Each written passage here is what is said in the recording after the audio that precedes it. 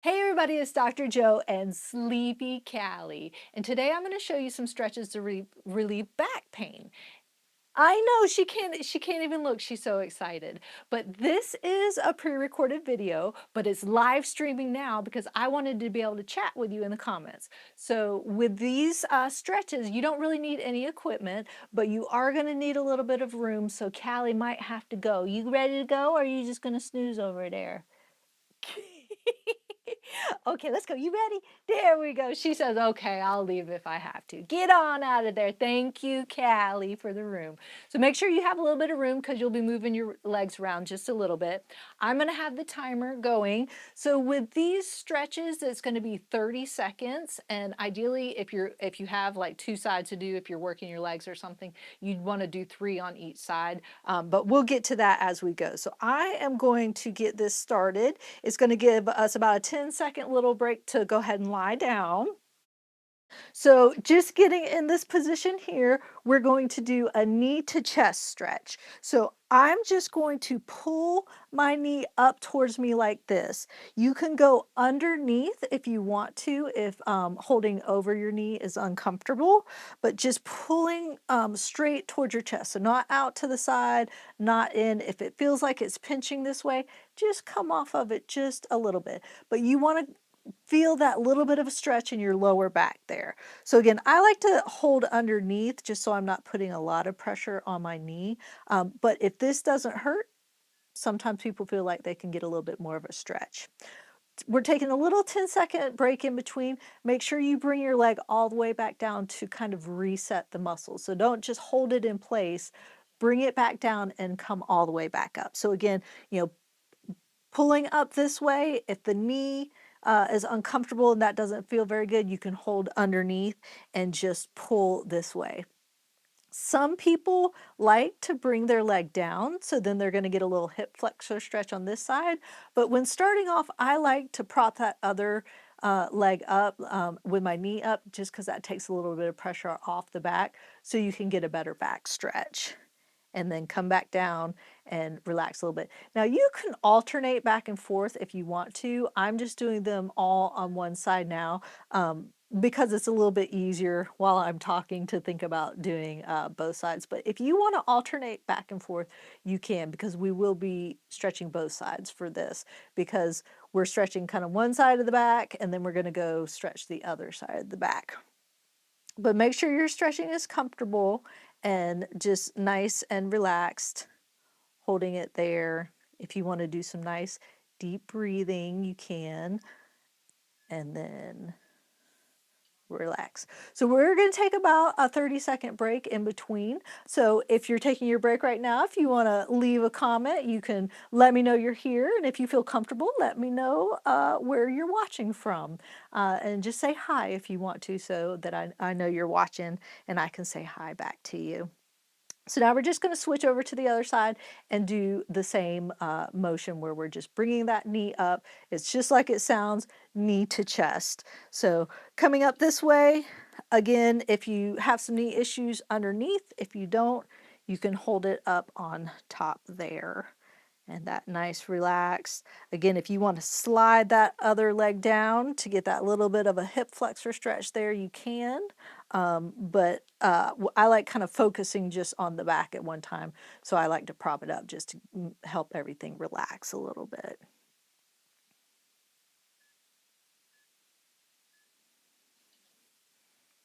And then move some of that dog hair off your pants if you have some, or cat hair, or any other cute pet hair. And then bring it up this way again. And again, if you want to do just some nice deep breathing, like diaphragmatic breathing or belly breathing, or if you just want to do some slow inhales and exhales to help relax your body, that's a great thing to do as well, just to kind of relax everything.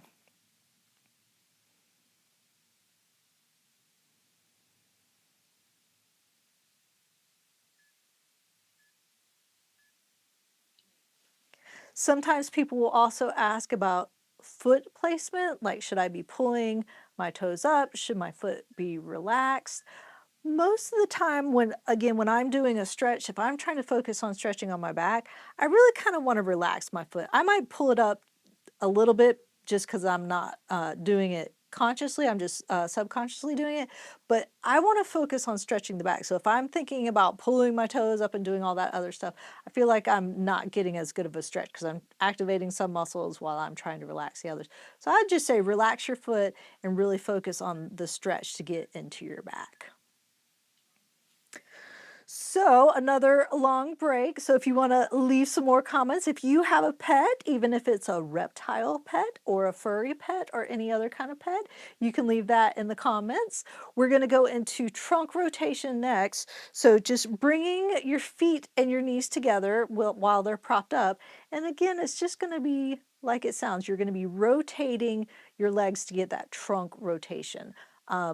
Again, just go to your comfort level. So I'm just going to start over on one side here and get that nice stretch through there. Now this can be a full 30-second stretch, or if you want to do it a little bit more actively where you're just like pausing for 5 seconds and going back and forth, you can, but you don't have to. Just getting that nice stretch. I'm kind of feeling it around a little bit on the back, more a little bit on the side of the back area now, getting that nice stretch in there.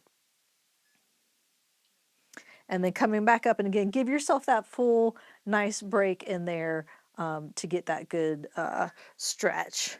And then rotating back over. So you can see now, excuse me, where I'm getting that stretch right through there. So a lot of times with some things I say keep your hips down, but with this trunk rotation, you're actually bringing that hip up just a little bit to get that nice stretch in there. And it's, again, you want to be comfortable. So my knees are going pretty far all the way over, but if this position isn't comfortable for you, you can come back up a little bit. So just rotate as far as you're comfortable. And so again, coming back up, kind of letting everything reset, and then rotating back over. Now, some people, if this is easy for them and they're doing good, you can also add some arm work into it, like where you're lifting your arms all the way up to kind of get a stretch all the way through the trunk area. That's a way you can kind of progress the stretch. But again, just starting off, I usually kind of like to do one thing at a time instead of combination moves, and you can add those combination moves in later. So if that's something that you're interested in, I've got a lot of other videos and some of those kind of stretching in there as well.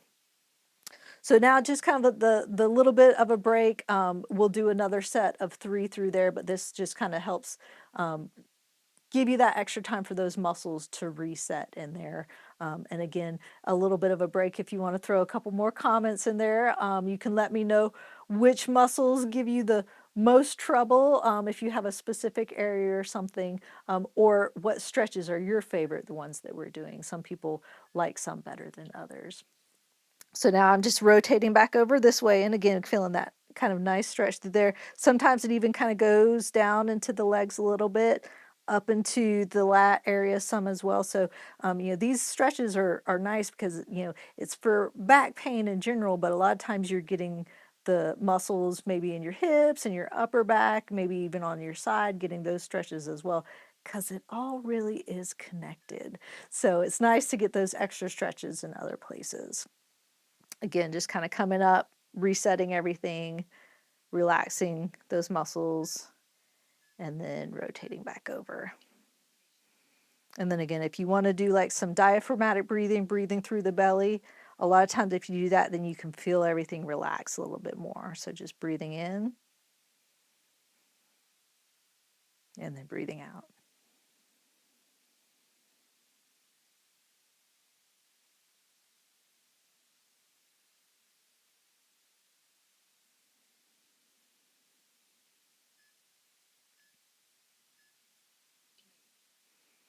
Some people might ask, where do I put my hands? Should they be by my side? Should they be on my belly? This one, really whatever is most comfortable. I usually put mine out to the side, but if you just kind of wanted to prop them on your belly, you could do that as well, since the stretch is more in the back area, just kind of placing them up here really won't affect anything. But like I said, I kind of like doing them to the side just to get them out of the way a little bit, but not really pushing them there. They're just kind of resting there.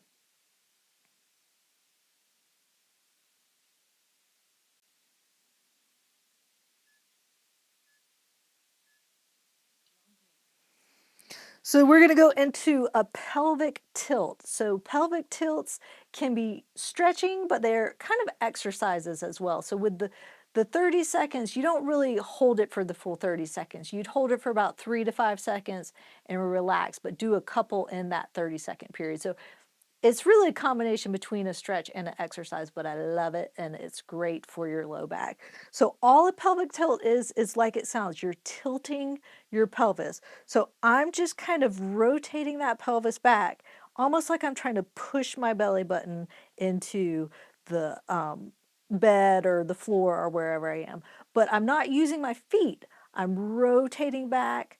Maybe now I'm relaxing a little bit and then rotating back again. So it's not a big movement. You might not see very much while I'm doing it, but I can exaggerate a little bit. So now I'm going into that extension of the back and then rolling into that pelvic tilt. So again, sometimes it's hard. Sometimes if you place your hand underneath, you can, feel if you're pushing your back into it. So sometimes that's a good way to start. I'm going to place my hand here and I'm basically squishing my hand down into the bed here. But I can still talk while I'm doing it. So I'm not squeezing or pushing hard where I can't talk. I'm not holding my breath, but I'm rotating those muscles, activating those muscles. You should really feel it in your low back and loosening up. So again, just maybe starting off with a 3 to 5 second hold, but you can progress up and hold it longer. So then eventually, if you wanted to hold it for the full 30 seconds, you could.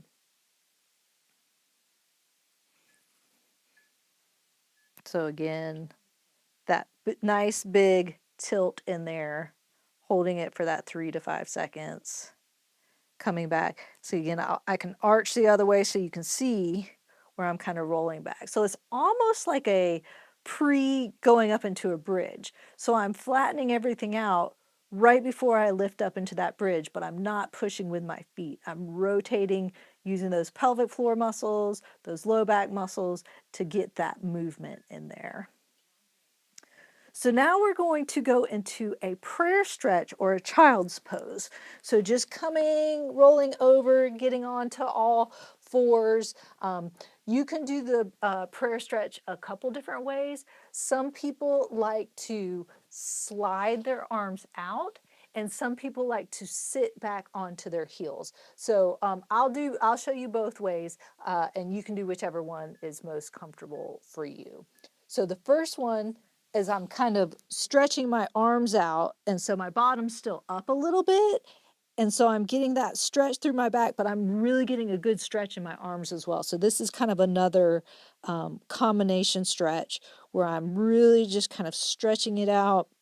If I want to rest my head on the bed or the floor, wherever I'm stretching, I can do that, or I can leave it up just a little bit, depending on how flexible you are getting that stretch. I actually like going back onto my heels for just the back stretch. That always makes me feel like I'm getting a little bit more. So I'm coming back all the way to my heels on my bottom, and then I'm stretching my arms out.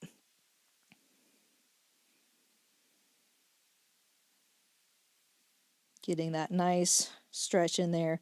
A lot of times my feet try and turn in. If you can kind of keep them straight, like if I was looking through behind me that I don't see my feet turned in, they're straight out. That kind of helps with everything too.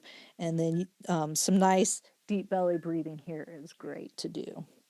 Make sure you're coming all the way back up, resetting everything, shake it out a little bit if you need to. And then again, coming back into the prayer stretch.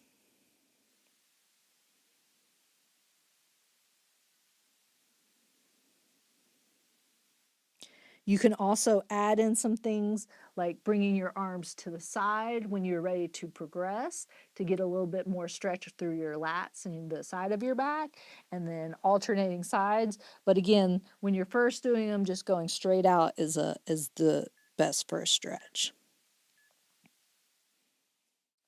So there you have it. Those were some back stretches to hopefully relax everything and make it feel better and get your hair all fixed because it's crazy. So remember, be safe, have fun, and I hope you feel better soon.